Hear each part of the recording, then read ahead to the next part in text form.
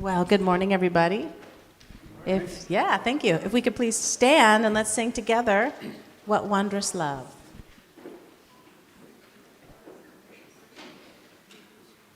They're in the... There.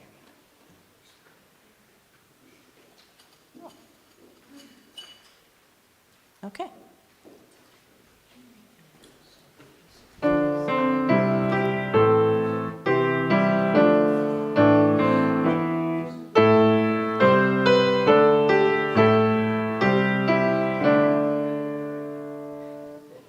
What wondrous love is this, oh my soul, oh my soul.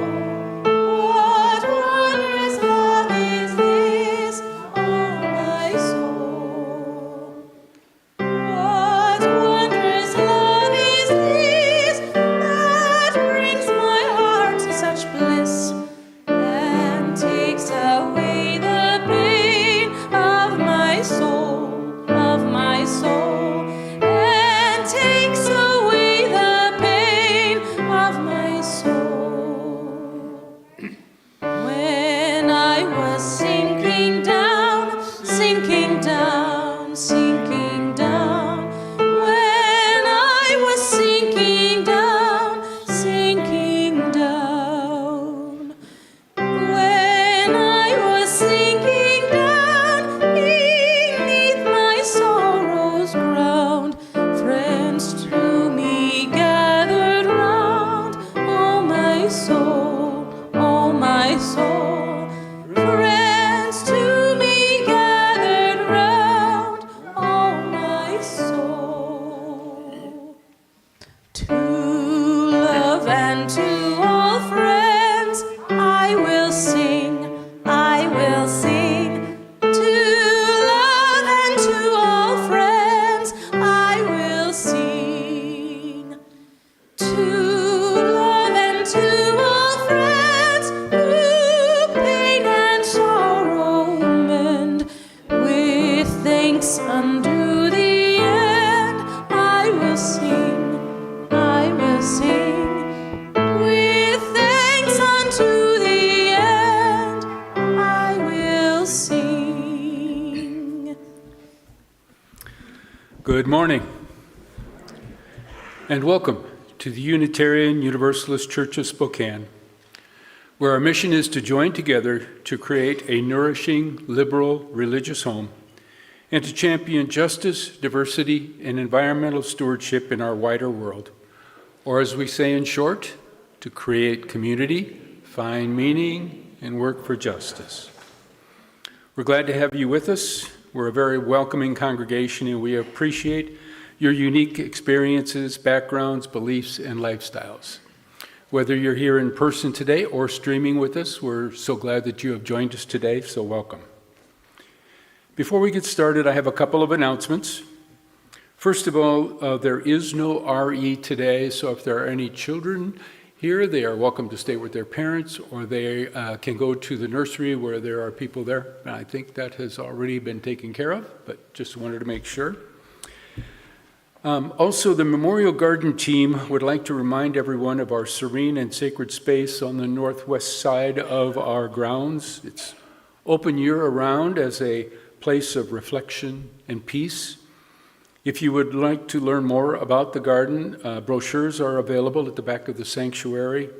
Today, and Linda Green will be there from the team to answer any questions that people may have. And just as a reminder, there is also a memorial book that is at the back of the sanctuary that people can review from time to time whenever they wish. Lastly, the Partner Church team will host a Partner Church Baking Day on Sunday, February 22nd. So if you want to learn how to make Hungarian treats, you can help prepare for the Partner Church luncheon that we have on March 15th. You will join the team for a hands-on baking session where you'll make strudel and Linzer cookies. I have to look up Linzer cookies because I'm not exactly sure what those are, but I will look that up. Donations will be accepted, all supplies are provided, and participants will take some baked goods home in addition to preparing items for the lunch. There are limited spots available for this, though. And there is a deadline to respond by February 10th. So if you're interested in doing this, you need to respond as soon as possible to Julie Jose at 509-325-8889, or her email is, I believe, in the order of service there. So children are welcome to attend, but they are asked to stay with their parents at that session. Now, this morning we are sharing, remembering, and honoring those we have loved and lost in 2025. Our annual Requiem service is time for us as a church community to reflect on the life of both church members as well as family members lost in the past year. We dedicate this service to the memories of those who have passed before us and to share in a joyful recognition of these remarkable people who, through the lives they led, enhanced our own journeys. Now, before we get started, please take a moment just to greet each other this morning, and then we'll begin our service.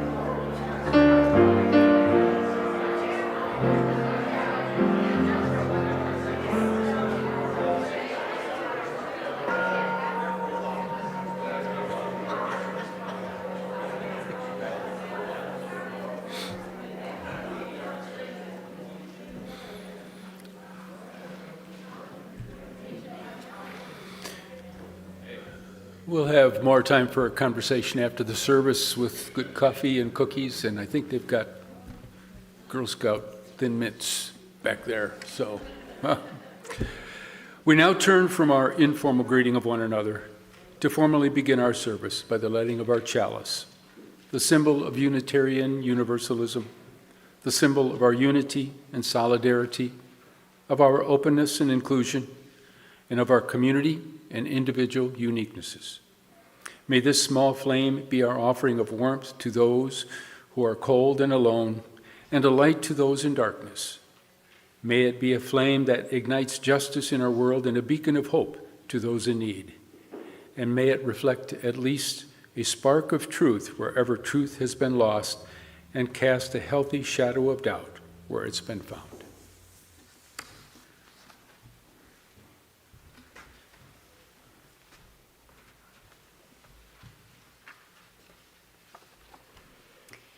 Our opening reflection this morning for today's service is by a poem by our own poet laureate, Lisa Conger, and it's titled A Softer Landing. We have been gifted by the lives of those who have passed and gone before us. The weight of their loss aches within us, large and looming. But as we think of them, we are lifted by remembrances of their qualities and quirks, their ideals and idiosyncrasies, their passions and persuasions, their features, even their flaws. We remember meaningful conversations and lively discussions, moments of laughter or of beauty shared. May we remember those times cooking together, hiking, or volunteering, of concerts celebrated and songs sung, or just the quiet sharing of hopes, fears, and dreams over coffee or tea. May we remember what they loved, their families, friends, pets, gardens, nature. And may we remember them through the light of our love, which illuminates and expands their lives beyond their absent breathing and gives us a softer landing in our sorrow.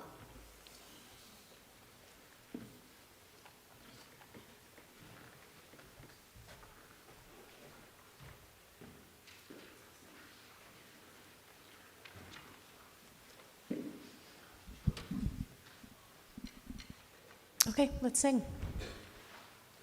Just as long as I have breath.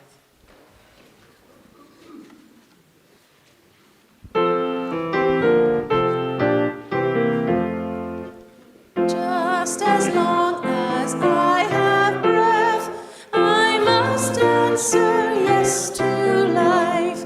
Though with pain I made my way, still with hope I meet each day. If they ask what I did well, tell them I said yes to life.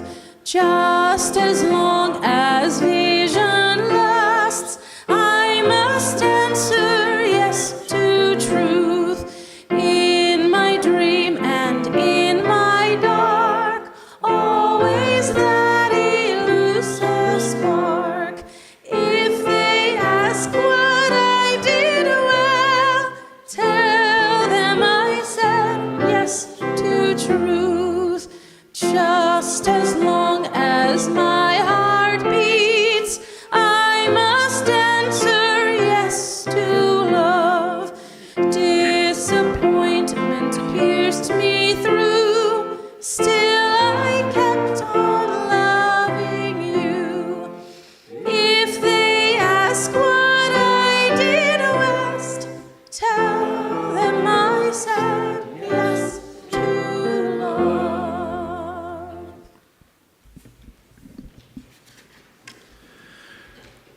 We will now kindle our candles of care. Each time as we gather as a congregation, there are always those who are with us in our minds and hearts and who we want to wrap in our love and care. We kindle candles for those involved in numerous issues that are taking place in the world today, in the world globally, in our own country. We think of all of those people who are suffering as at this hour and over the past years. Let us share a moment in silence, embracing others who are here and here in our hearts and minds this morning. And you're welcome to share their names out loud if you wish.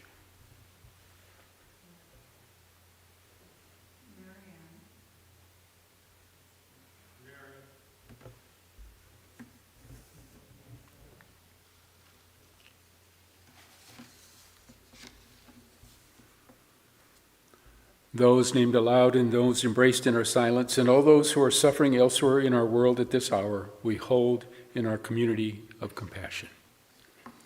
I now would like to introduce Mary Giannini, who will speak with us about the endowment team.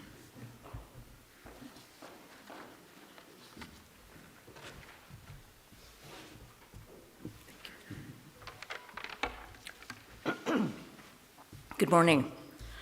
As we honor the members and friends of our congregation who we lost in 2005, we also look ahead to our church's enduring mission, which is supported in part, hopefully in increasing part, by our endowment fund. I've been a member of the church since 1990. I've been involved with the endowment fund for most of the time that I've been here. My husband, who I met here in church, Arthur Harlow, have contributed to the fund for many years. Currently, Sue Stiritz and I are the co-chairs of the endowment team. We have a team of Dan Egret, Tom Bradabo, and Shane Gronholtz. Former team members, Karen Dorn Steele and Dick Steele, still provide valuable technical assistance to us. And we remember every time we have a meeting, Donna Borden Rhodes, who died this last year, who was our institutional memory. She knew everything that we needed to know about the endowment fund. Today, we're asking you to consider making a memorial gift donation, perhaps in the names of somebody who we lost in the recent past, perhaps in your will as a gift from your estate. There's a membership in the UUCS Legacy Society, which honors people who have made a current gift of $1,000 or more, or who plan to make an estate gift in their wills. You may remember that we moved our endowment fund, which at the time was about $700,000, from the UUA in Boston, which had an endowment fund, to the Seattle Foundation, which is a local, more regional to the Northwest fund that is currently managing our assets. The board approved that transition in 2022. As of this month, January 2026, our fund has grown to over $1 million, $1,053,941 and some cents. Sorry, I don't remember the cents. Our annual budget contributions, which now go directly to the operating budget, have grown from less than $15,000 annually in 2018 to $38,000 this last year, and hopefully more for the coming budget. We hope to be able to continue to increase contributions from the endowment every year. Hopefully the market will support us, but even so, contributions matter a great deal as well. If you choose to contribute today, please mark endowment or memorial gift on your check. You can also email endowment@uuspokane.org, or call the church office, or speak with Sue Stieritz, who is a team member who will be at the back of the church. She's right here right now. So if you have any questions, please feel free to talk to any of us. Thank you very much. And with that, thank you, Mary. We now gratefully give and receive this morning's offering, which sustains this community and its mission to the wider world.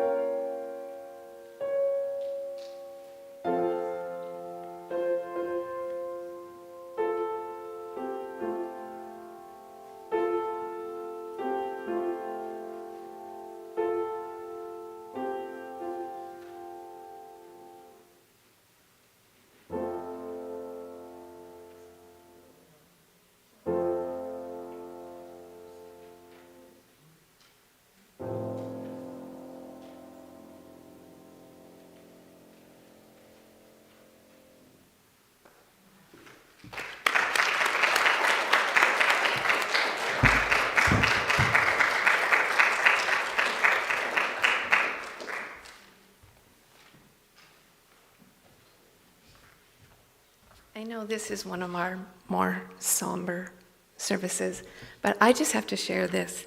This is Jackie's music for that song.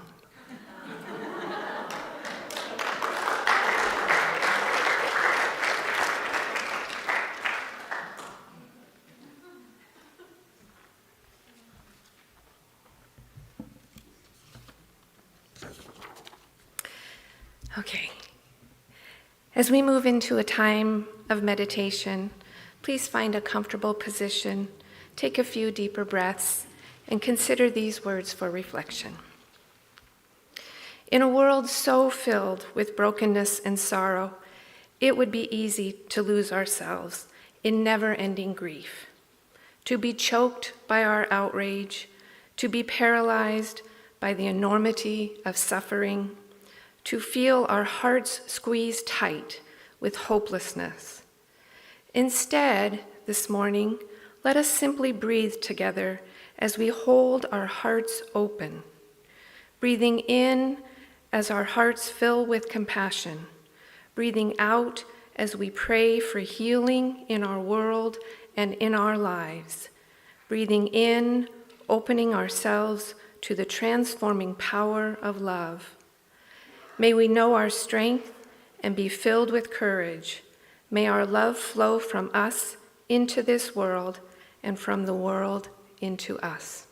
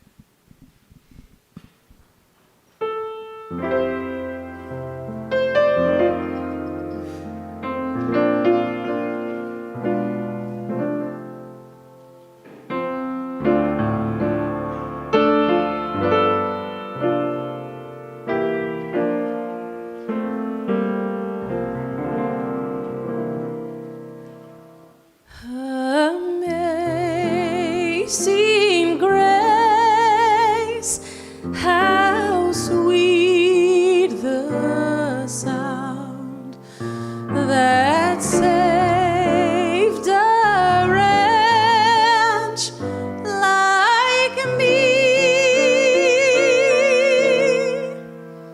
I once was lost, but now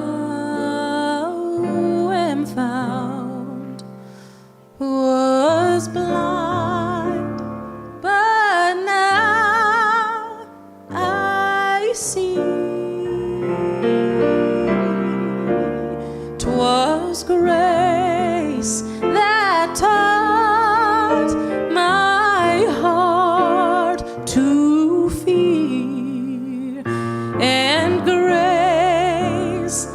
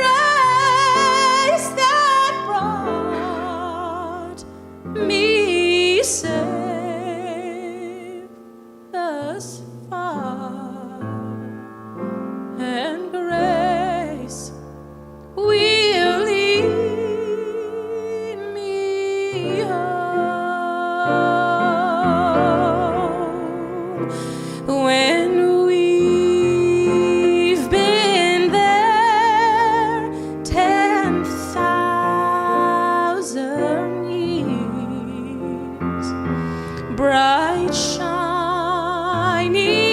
as the sun.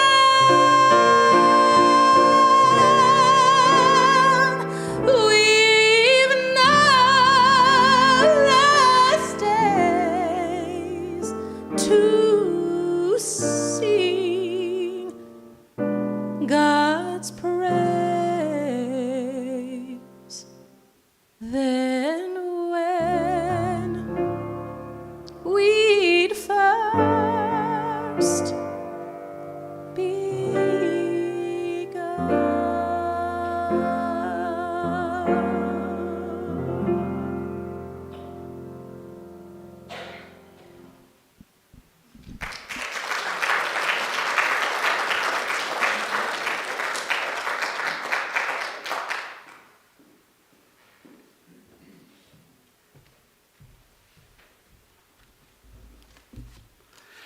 Now we will honor the people who died in 2025 that were members of our church. We have 10 people who passed away in 2025. I did want to mention Lila Gervin and Catherine Lauritsen died on January 9th and January 18th, respectively. They were included in last year's Requiem service, but we do have pictures for them up there. Okay. Donna Borden Rhodes died quietly at Sacred Heart Medical Center on March 24th, 2025, from complications of a heart issue. She was born in Scobie, Montana on January 17th, 1938, the younger child of Rex and Gertrude Rhodes. Like many families of the Great Depression, the Rhodes family moved frequently in search of work opportunities, ultimately moving to the Puget Sound area. After her father's death in 1945, they moved to Tacoma, where she grew up. She attended the State College of Washington in Pullman, where she received her Bachelor of Arts in Foreign Languages with a focus on French. As a student, she showed her fondness for the performing arts, appearing in numerous stage productions on campus, such as Man and Superman and The Rainmaker. While at WSC, she married fellow student Donald McManus in 1957. She and her husband then attended the University of Oregon for graduate school, where she received a master's in foreign languages. She then taught French in junior high school in Eugene before moving to Parsons, Kansas, and starting her family. In 1969, they moved to Spokane, where Donna would live the rest of her life. She would divorce in 1977 and worked as an administrative assistant for the YMCA of the Inland Northwest until her retirement in the late 1990s. She returned to college in the mid-1980s, receiving her bachelor's in international business from Eastern Washington University. In 1985, she taught English for one summer in Shenzhen, China. In 1988, she married Dick Borden, who died in 2013. Donna made multiple trips to France and Mexico and also traveled to Portugal and Nicaragua. In retirement, she volunteered as a teacher's aide and at the Spokane Food Bank. She also reconnected with her early love of performing, singing with both the Unitarian Universalist Church Choir and with the Ladon Adult Women's Choir. One of her greatest passions was baking, especially bread. She taught classes in bread baking for many years and would humorously recall how one student told her that she had literally saved the student's marriage with newly acquired bread-making skills. Almost all of her children, grandchildren, and great-grandchildren learned to bake in her kitchen. Gordon Larson passed away on June 14th, 2025. He was born on April 28, 1940, in Fort Dodge, Iowa. He attended Iowa State University and then the University of Oregon. Gordon attended medical school at the University of Iowa and received his doctorate of ophthalmology at the University of Virginia in 1972. Gordon's practice as an eye doctor was probably one of the last solo medical practices in Spokane. He loved the opportunity this afforded him to spend as much time with the patient as either of them needed.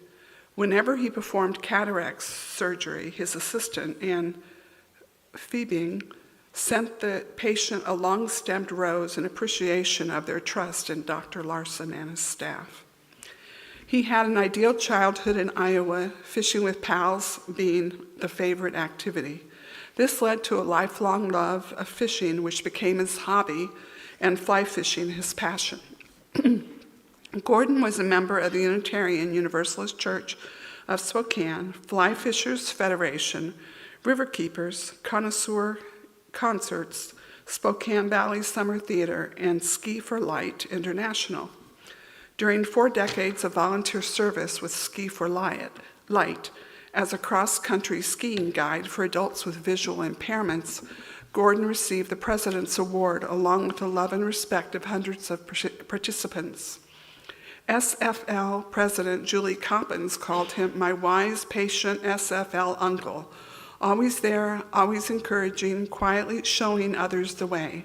He will be greatly missed. He died at home from neuroendocrine cancer on June 14th. He was under the care of hospice and greatly appreciated their skilled presence. He so enjoyed visits from friends and families in his own comfortable home with his wife and family. He was 85. Arthur Harlow, beloved husband, father, grandfather, and friend, passed away peacefully at home on July 17th, 2025, at the age of 90.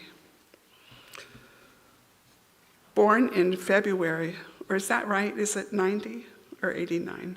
It was okay. Born in February 1935 in Thompson Falls, Montana, Art grew up during a time of great change and met each chapter of life with resilience and unwavering integrity. He graduated high school in 1952 and attended Stanford University, earning a bachelor's and a master's degree in agricultural economics in 1959. After 2 years in Washington, D.C., he moved to Spokane.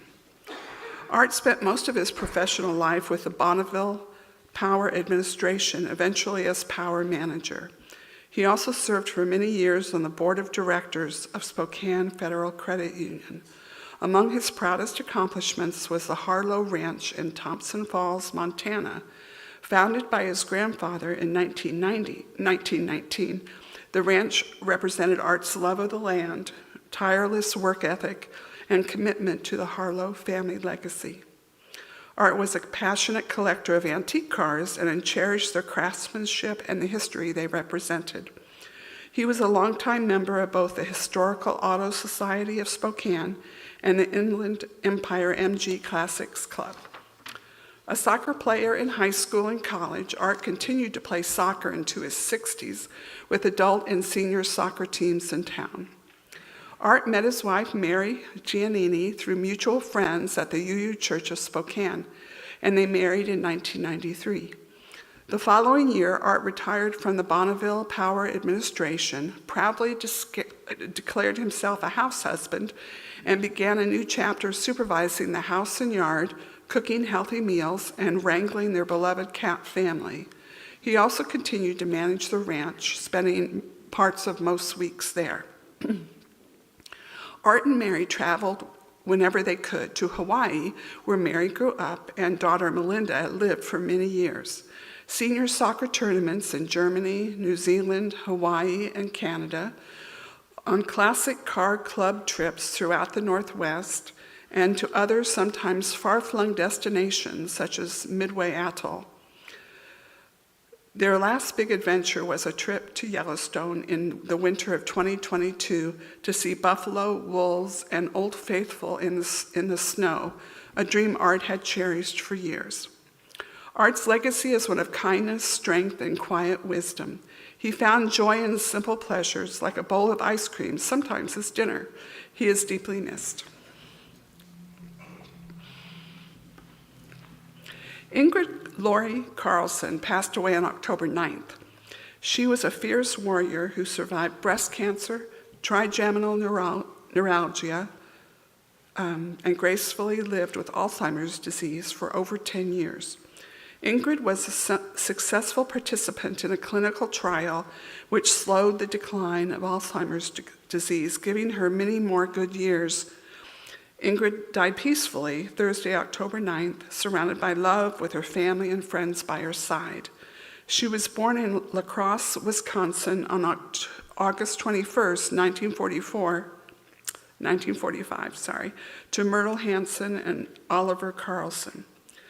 Ingrid grew up working at the family root beer stand, and after graduating high school in 1963, she received her RN degree from the Swedish Hospital School of Nursing in Minneapolis. Her passion was helping people, and while protesting the Vietnam War, Ingrid decided to be a helper. She joined the United States Air Force and served from 1973 to 75.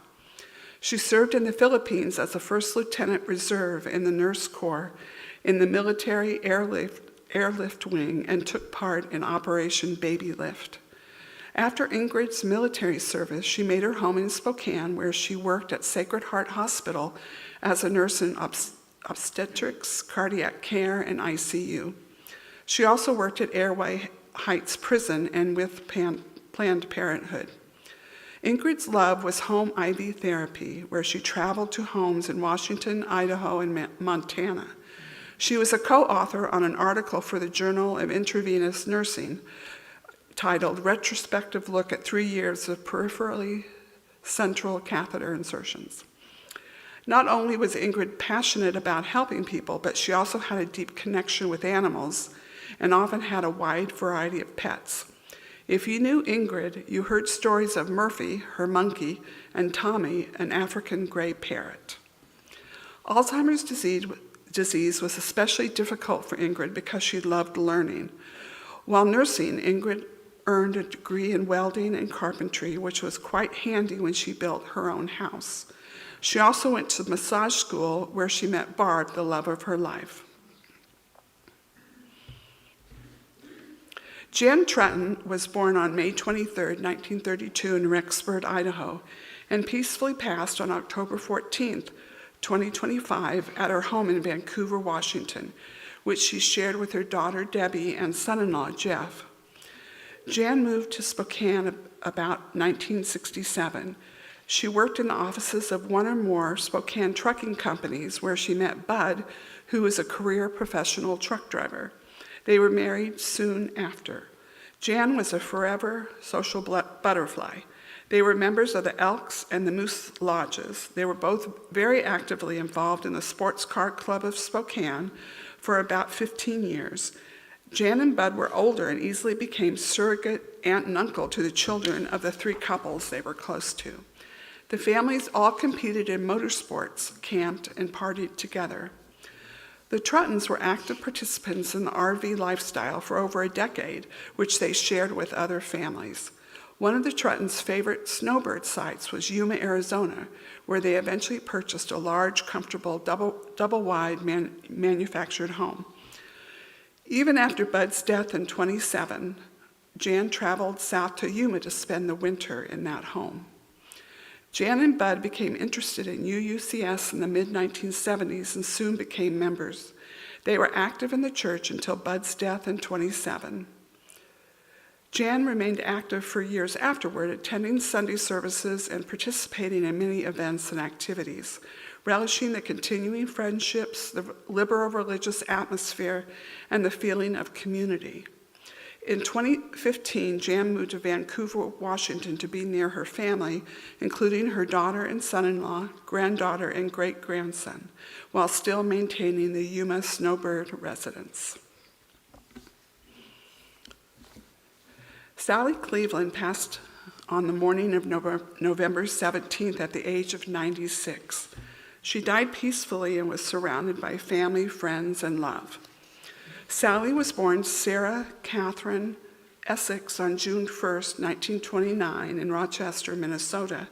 She had the good fortune to have parents that were intelligent, hardworking, curious, with a wonderful Midwestern civility and decency, traits Sally readily absorbed and carried into her adult life.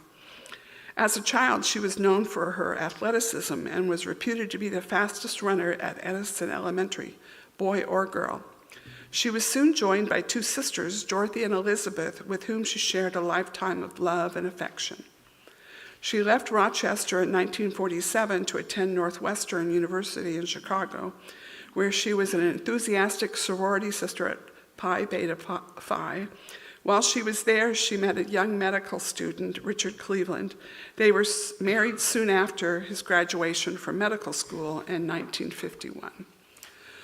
Although she graduated from Northwestern with plans to become a teacher, her own children intervened, and she was consumed with a full-time job of being a mother and keeping a household with an ambitious and all too busy husband. True to her Midwestern upbringing, she was incredibly tough. While pregnant with her third child, she contracted polio. Frequently on crutches during her pregnancy, the baby was born without incident. Although polio diminished her athleticism a bit, it never put a dent in her cheerfulness, optimism, or her work ethic. With the help of her parents, the young family was shuttled out to Spokane to start a new life in 1956. 2 more boys would follow. Spokane provided many opportunities to connect within the medical community and charitable and art organizations outside of medicine. Besides her own network of friends, she was active in Junior League, Medical Auxiliary, Wampum, Women Helping Women, Spokane Symphony, Frontier Behavioral Health, the Northwest Museum of Arts and Culture, and the Unitarian Universalist Church. In an era where women's lives were often defined by their husbands, she cheerfully cut her own path. She and Cleve were true partners over 67 years of marriage. They traveled the globe to Russia, China, Africa, Australia, New Zealand, Europe, the Caribbean, and many other destinations. She enjoyed the grand beauty of the Inland Empire, especially the beloved family place at Spirit Lake, Idaho, that she continued to savor until her final years. Kathleen K. Parkin passed away on December 1st at the age of 88. She was born on February 28, 1937 in Lakota, North Dakota. Her earliest childhood days were spent in North Dakota until her family came out west to Spokane in 1945. In 1947, her parents purchased the Deer Park Pharmacy in Deer Park, Washington. She married Stephen Parkin in 1953.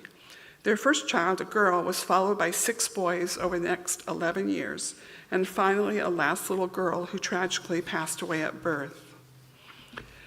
In 1968, Kay and Steve bought the historic P.J. Kelly House and moved it from downtown Deer Park to its current location on B Street.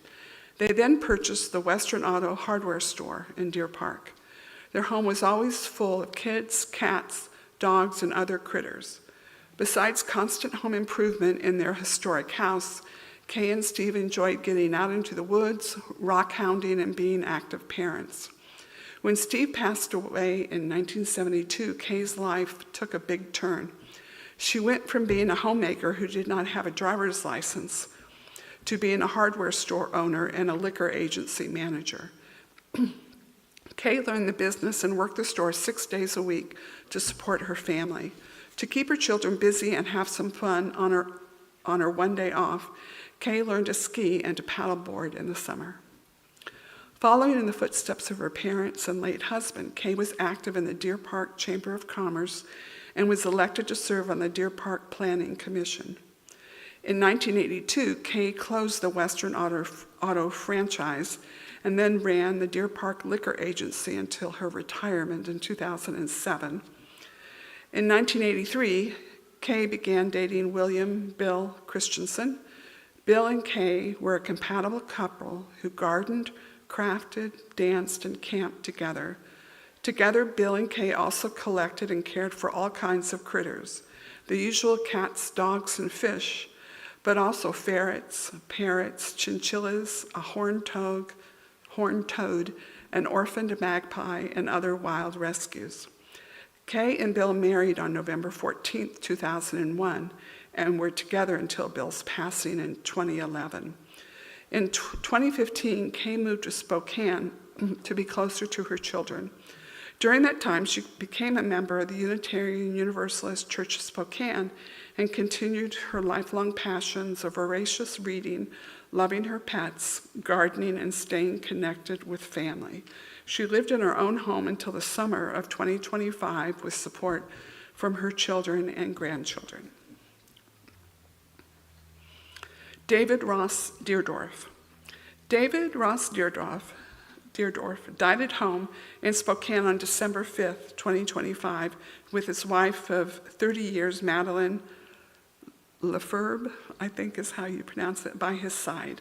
Dave was determined to live to the age of 90, and had he not slipped on the ice in early 2025, he just might have made it.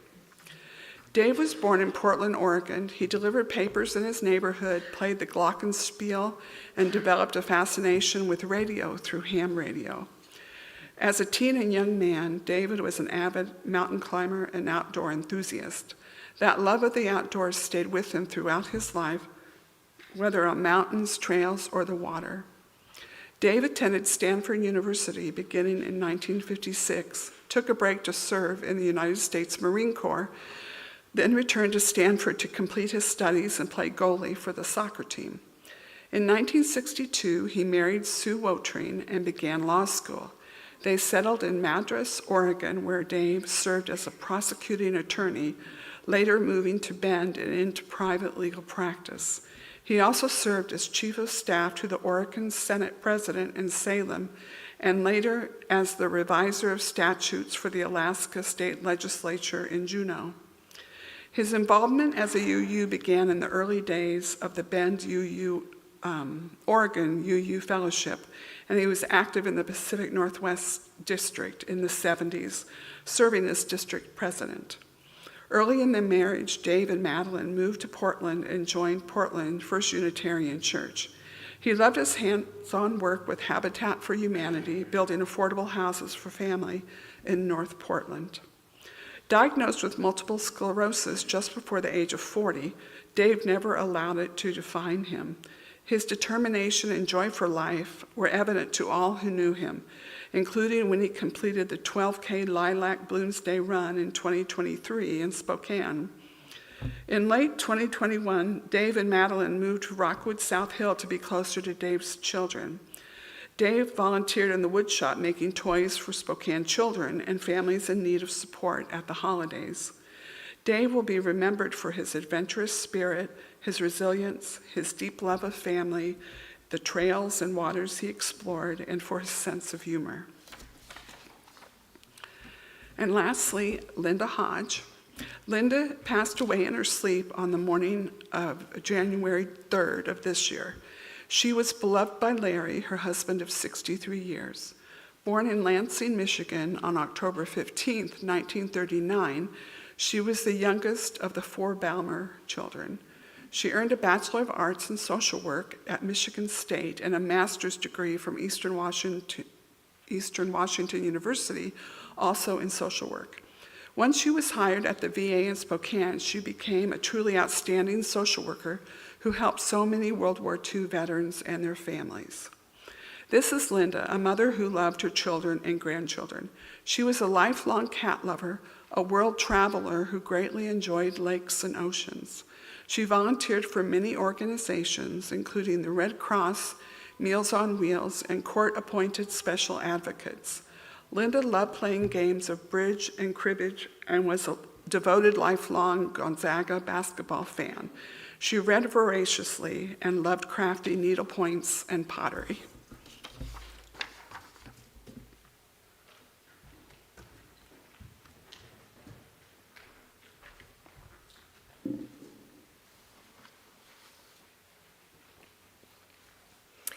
Before Candace presents the names of friends and family members of our members that we've lost, we want to share another poem with you. This one is titled, "One Day I Surely Die" by Adam Rayleigh. One day I surely die, and I shall be here no longer, nor there, nor anywhere reachable. Such is our lot in life, mine and yours. Between now and then lies the rest of our lives, with the meter running. We need not go gentle. We need not go raging. We need not go grudging. We need not go knowing even. We do need go one by one, I before you probably. Grief is this side of goodbye. Death is the other. We have some practice with the one, it repeats. Not so the other, it just awaits. Meanwhile, wise is to know what counts.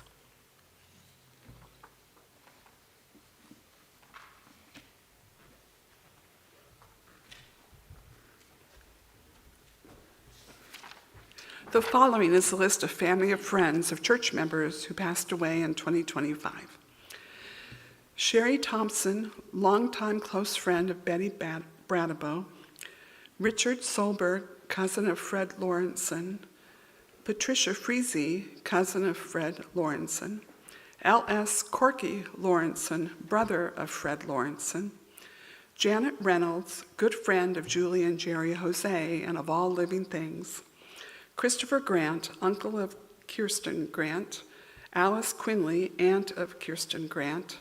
Wilma Walsh, aunt of Candace Schmidt. And Ann Kirkwood Trail, artist, teacher, neighbor of Karen Dorn Steele and Richard Steele.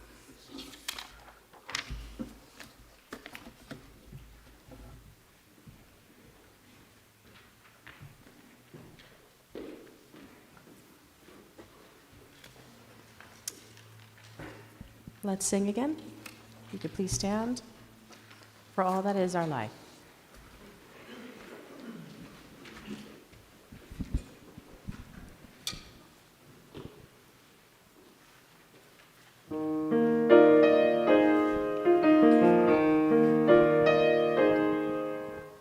For all that is our life, we sing our thanks and praise. For all life is a gift, which we are called to use to build the common good and make our own days glad.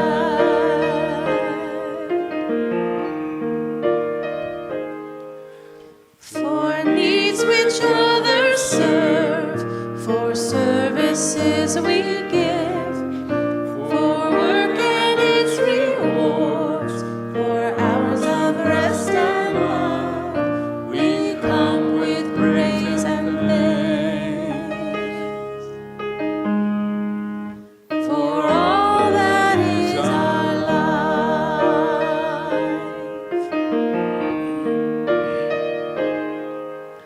For sorrow we must bear, for failures, pain, and loss, for each new thing we learn, for fearful hours that pass, we come with praise and thanks.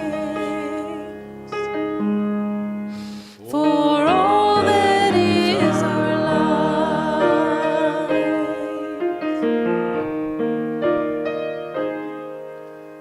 For all that is our life, we sing our thanks and praise. For all life is a gift, which we are called to use to build the common good and make our own days glad.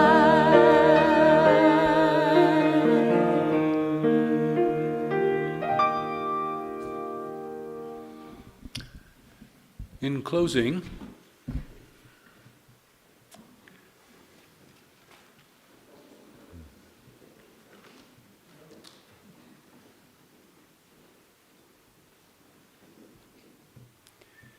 may this day of remembrance be with you in mind, in heart, in spirit. May it bring wonderful moments of joy and reflection. And know that this time of remembrance can be with you in a moment, responding to your desire for wholeness and closure. Amen. Blessed be. Salam alaikum and shalom.